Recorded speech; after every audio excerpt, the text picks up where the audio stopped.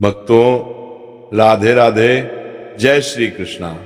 भक्तों, आप सभी लोग जानते हैं कि 25 दिसंबर 2025 यानी गुरुवार को पड़ रही है पौष मास की तुलसी दिवस।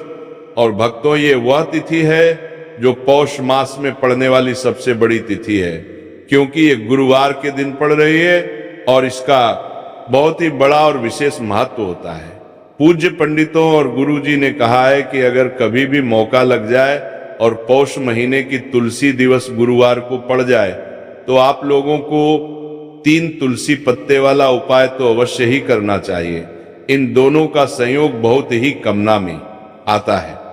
इसी के साथ में गुरु जी ने अपनी शिव पुराण कथा में बताया है, जो हमारे हिंदू धर्म के 18 प्रमुख पुराणों में से एक है। भक्तों, इस दिन आपको एक 3 तुलसी पत्ते वाला उपाय तो आपको अवश्य ही करना चाहिए, क्योंकि ऐसा दिन पूरे साल में सिर्फ एक ही बार आता है। और भक्तों, आप सभी लोग जानते हो कि गुरुवार तुलसी दिवस का अगर सबसे बड़ा कोई उपाय है तो वह 3 तुलसी पत्ते वाला उपाय है। तो भक्तों, गुरुवार तुलसी दिवस के दिन आप लोगों को इस 3 तुलसी पत्ते वाला उपाय को जरूर करना है। बहुत सारे लोग होंगे जिन लोगों ने इस उपाय को ना किया हो, मतलब पूरा साल निकल गया, उन्होंने किसी भी दिन इस 3 तुलसी पत्ते वाला उपाय को ना किया हो। पर भक्तों, आपके पास एक आखिरी मौका बचा हुआ है, जो कि 25 दिसंबर 2025 गुरुवार तुलसी दिवस के दिन है। इस दिन आप लोगों को इस वाले उपाय को जरूर कर लेना है। भले ही आपने महीने भर इस उपाय को ना किया हो, आपके पास महीने भर पर अगर आपने इस पौष महीने के गुरुवार तुलसी दिवस के दिन अगर इस वाले उपाय को कर लिया तो आपको इस उपाय को करने का वो फल मिलेगा जिसकी आपने कभी कल्पना भी नहीं करी होगी। इसीलिए आप लोग इस वाले उपाय को एक बार जरूर कर लेना है, ताकि आप लोगों के हाथ से ये मौका ना जा सके और आपको इस उपाय को करने का फल मिल सके। भक्तों, ये उपाय पंडित जी ने अपनी अभी की ही श्री शिव महापुराण की कथा में बताया है जी। इस उपाय को आज हम आपको बहुत अच्छे से समझाने वाले हैं। इस वीडियो को देखने के बाद इस उपाय को समझने के लिए आपको कोई और वीडियो को देखने की जरूरत नहीं पड़ेगी। तो चलिए भक्तों, उपाय को शुरू करते हैं। देखिए, ये इस पौष महीने के गुरुवार तुलसी दिवस के दिन ये इतना खास होता है, इतना महत्वपूर्ण होता है। देखा गया कभी कभी बड़े बड़े पूजा पाठ अनुष्ठान से जो मनोकामना पूर्ण नहीं होते, वो पौष महीने की गुरुवार तुलसी दिवस के दिन एक छोटे से उपाय करने से ही आपकी मनोकामना पूर्ण होती है। और बहुत सारे लोगों ने इस उपाय को किया भी है और उनको इस उपाय को करने का फल भी जरूर मिला है। अगर आप लोग भी इस उपाय को करना चाहते हैं तो आप इस उपाय को पहले अच्छे से समझ लेना, सुन लेना, उसके बाद करना। आपको इस उपाय का फल जरूर मिलेगा। और इस उपाय को कर लेने से आपके घर में चाहे किसी भी प्रकार की दुख और समस्या क्यों ना चल रही हो, आपको उसका कारण भी नहीं पता है कि भाई समस्या किस कारण से चल रही है, उसका कुछ भी कारण हो सकता है। जैसे पितृदोष हो सकता है या किसी भी तरह का मंगल दोष भी हो सकता है। तो इस दिन आप लोगों को ये वाला उपाय कर लेना है। ये एक ऐसा उपाय है जिस उपाय को अगर किसी विशेष दिन पर किया जाए तो भाई उस विशेष दिन का जो है वो तो हमें मिलता ही मिलता है। पर हमने उस दिन पर इस उपाय को किया है तो हमें उससे भी बड़ा फल मिलता है, और फल बहुत जल्दी मिलता है, क्योंकि आप इस उपाय को बहुत ही बड़े और विशेष दिन पर कर रहे हो। तो चलिए अब उपाय के बारे में बात करते हैं, लेकिन उससे पहले लोगों को यह जानना आवश्यक है कि आखिर ये उपाय किस समय करना है, किसको करना है और कैसे करना है। तो चलिए हम आगे आपको वीडियो में एक एक करके बता देते हैं। लेकिन उससे पहले अगर आप लोग हमारे चैनल पर पहली बार आए हैं या फिर मेरी आवाज आज पहली बार सुन रहे हैं तो हमारे चैनल को सब्सक्राइब जरूर कर लेना, और इसके लिए वीडियो को लाइक करके कमेंट बॉक्स में श्री शिवाय नमस्तुभ्य ओम नमः शिवाय जरूर टाइप कर देना। तो भक्तों, इस 3 तुलसी पत्ते वाला को हमें इस गुरुवार तुलसी दिवस के दिन कैसे करना है, किसको करना है, किस समय करना है और कहां पर करना है, ये सारे सवालों के जवाब आपको इस वीडियो में मिल जाएंगे।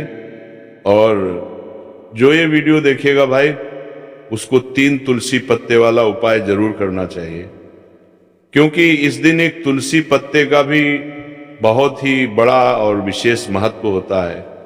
और जब बात आ जाए 3 तुलसी पत्ते वाला उपाय की, तो ये सोने पर सुहागा वाली बात हो जाती है और ये बहुत ही बड़ा हो जाता है इस गुरुवार तुलसी दिवस का। तो अब भक्तों, इस 3 तुलसी पत्ते वाला उपाय को आखिर करना किसको है, सबसे पहले हम लोग वो बात जान लेते हैं। तो देखो, घर की जो बड़ी माताएं बहनें होती हैं, उन माताओं बहनों में से कोई भी एक बड़ी माता बहन इस वाले उपाय को कर सकती है। और भक्तों, अगर आप चाहे तो अपने घर में से सभी सदस्यों को भी इस उपाय को करवा सकते हैं। अगर किसी व्यक्ति की खुद की कोई मनोकामना है, खुद की कोई दुख और परेशानी है कि वो अपने लिए ही करना चाहता है, इस वाले उपाय को तो वह खुद अपने लिए भी कर सकता है। बाकी अगर कोई घर में से ऐसा है जो कि अपने पूरे घर परिवार की सुख और शांति के लिए ये वाला उपाय करना चाहता है, तो भाई वो भी कर सकता है। उसमें भी कोई दिक्कत वाली बात नहीं। कहने का मतलब ये है कि इस उपाय को हर एक सदस्य भी कर सकता है और पूरे घर परिवार के सदस्य के लिए घर की बड़ी माताओं बहनों में से कोई एक माता बहन भी कर सकती है। माताएं बहन अगर घर में उपस्थित ना हो या वो एक वाला उपाय ना कर पा रहे हो, तो फिर घर का कोई बड़ा सदस्य भी इस 3 तुलसी पत्ते वाला उपाय को कर सकता है, चाहे फिर वो पुरुष ही क्यों ना हो, उसमें कोई भी दिक्कत वाली बात नहीं है। उसके बाद में भक्तों, जो अगला प्रश्न निकल कर आता है वो ये आता है, इस उपाय को लेकर के आखिर इस उपाय को हमें किस समय करना है, सुबह के समय करना है कि शाम के समय करना है? तो इस वाले उपाय को आप लोग सुबह के समय भी कर सकते हो और शाम के समय प्रदोष काल में भी कर सकते हो। अब अगर आप पूछो कि भाई साहब सबसे उत्तम समय कौन सा रहेगा इस 3 तुलसी पत्ते वाला उपाय को करने का, तो हम आपसे बस यही कहेंगे कि इस उपाय को आप सुबह के समय करेंगे तो ज्यादा बेहतर होगा। बाकी अगर प्रदोष काल शाम के समय भी करेंगे तो भी अच्छा होगा, उसमें कोई भी दिक्कत वाली बात नहीं है। तो अब भक्तों, जो अगली सबसे बड़ी और पूर्ण बात आती है वो ये आती है कि सुबह अगर हम उपाय को करेंगे तो हमें कितने बजे से लेकर कितने बजे तक के बीच में करना है, और शाम के समय प्रदोष काल में करेंगे तो हमें कितने बजे से लेकर कितने बजे के बीच में करना है। तो देखो, सुबह जितनी जल्दी हो सके आप उपाय को करने की कोशिश करना। बाकी अगर किसी कारणवश लेट भी हो जाओ, थोड़ी देर भी हो जाए, तो 10 या 11 बजे तक भी आप उपाय कर लेना, पर 12 बजे से ज्यादा देरी ना हो। ठीक है, बात का ध्यान रखना। उसके बाद में भक्तों, अगर शाम के समय प्रदोष काल की बात करें, प्रदोष काल का जो समय है होता है वो शाम के 6 बजे से शुरू हो जाता है। मतलब शाम के 6 बजे से लेकर 7 बजे के बीच का जो समय होता है, ये समय प्रदोष काल का समय होता है। तो आप इस उपाय को 7 या 8 बजे के बीच में भी कर सकते हो। मतलब शाम के 6 बजे से रात 8 बजे के बीच में आप कभी भी इस वाले उपाय को कर सकते हो, उसमें कोई भी दिक्कत वाली बात नहीं है। तो चलिए भक्तों, जान लेते हैं सबसे पहले उपाय के बारे में, जो कि है तुलसी जी के पत्तों का बहुत ही चमत्कारिक उपाय। देखिए, हम सभी के घरों में माता तुलसी का पौधा अवश्य ही होता है। तो देखिए, हमें तुलसी जी के पौधे से सबसे पहले तो 3 पत्ते तोड़ने हैं। तो देखिए, तुलसी जी के आपको 3 पत्ते तोड़ लेने हैं, और इन तुलसी जी के पत्तों को तोड़ने के बाद आपको एक चुटकी हल्दी भी अपने साथ में लेनी है। हल्दी के अंदर आपको जल मिलाकर के पेस्ट के रूप में तैयार करना है, और इसी के साथ में आपको एक दीपक भी लेना होगा। दीपक आप मिट्टी का भी ले सकते हैं, आटे का भी ले सकते हैं, और इस दीपक में आपको शुद्ध घी डाल के इसमें आपको लंबी रुई की बाती का प्रयोग करना है। देखिए भक्तों, आपके पास है 3 तुलसी जी के पत्ते।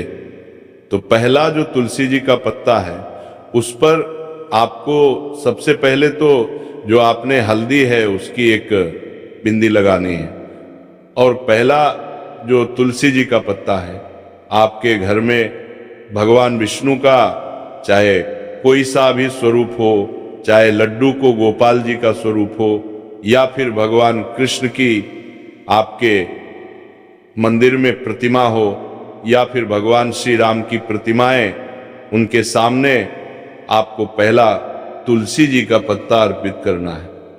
अब देखिए भक्तों, आपके पास जो 2 तुलसी जी के पत्ते हैं और आपके पास जो एक दीपक है, इन्हें आपको लेकर के पहुंचना है अपने ही घर में।